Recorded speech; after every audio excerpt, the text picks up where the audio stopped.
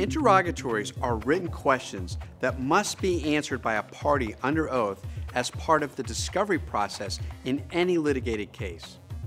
Many people underestimate the importance of interrogatories, and as a result, they may make mistakes that may cost them in the end. Personal injury cases have standard interrogatory questions prepared by the Florida Supreme Court. There are a few things that you can do to help your attorney with these interrogatories. Some of the most important questions that you will be asked are as follows. List all of the places you've lived in the past 10 years. This is a question to be answered carefully and thoroughly because if and when you fail to provide an address, it may look like you are intentionally hiding something rather than just making a simple oversight. The next important question that's asked is to give the names and addresses of all healthcare providers that you've seen over the past 10 years.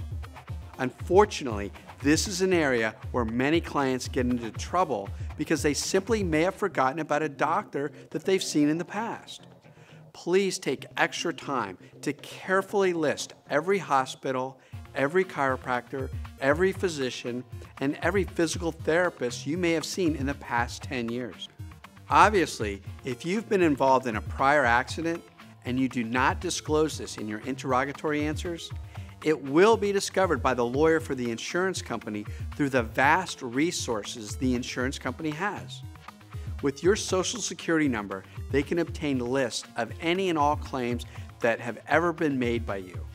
So it is critical to understand how important this question is and to take the time to provide correct answers about all your prior medical treatments in order to save you a lot of grief later. The next important question is whether at the time of the accident or incident in question, were you suffering from any physical or mental condition? This question is where some people think that if they have a pre-existing injury or condition, it will hurt their case, when in fact the opposite is true. Florida law basically says that if you have a pre-existing injury or condition and it is aggravated or activated or made worse by an accident, you're probably entitled to more money, not less. The reason for this is because A, it's easier to hurt you, and B, it's going to be more serious and permanent. So take this time to divulge any and all conditions which may have been worsened by the accident. For example, a person with diabetes or high blood pressure may not be able to fully heal from their injuries because of their condition. Also, pre-existing arthritis. Even though it may not bother you very much, or you may not take any medication for it, it may make your injury more severe.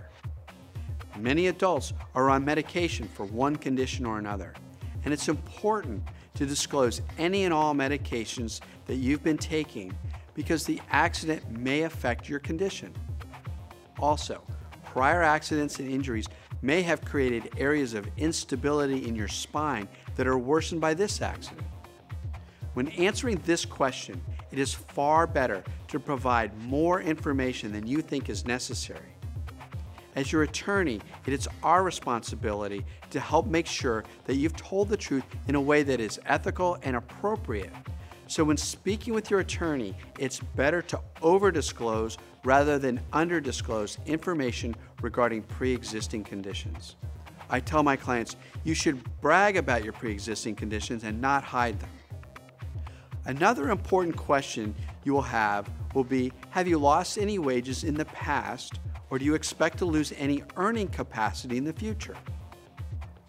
Quite often, my clients may not have any lost wages in the past, but their physical condition may be such that they will develop arthritis sooner than they would have if they weren't involved in an accident. Arthritis may cause them to be less effective in their job. So think about your answer, and if you believe that your injuries may cause you to retire a little earlier or to miss a promotion that you might have otherwise gotten, please discuss this with your attorney so you can document this important loss appropriately. If you fail to document your loss of earning capacity in your interrogatories, you may not be allowed to bring it up later without having a good explanation for omitting it in the beginning. I'd also like to share with you that some of my clients have never worked outside the home. But Florida law says they are still entitled to compensation for the loss of their earning capacity. And here's an example. Suppose a housewife has never worked outside the home, but she's injured in an accident and it affects her ability to work. Just imagine if something happened to her husband and she was forced to get a job to support herself and family. Well, because of her injuries, she may not be able to get as good of a job as she could have if she wasn't injured.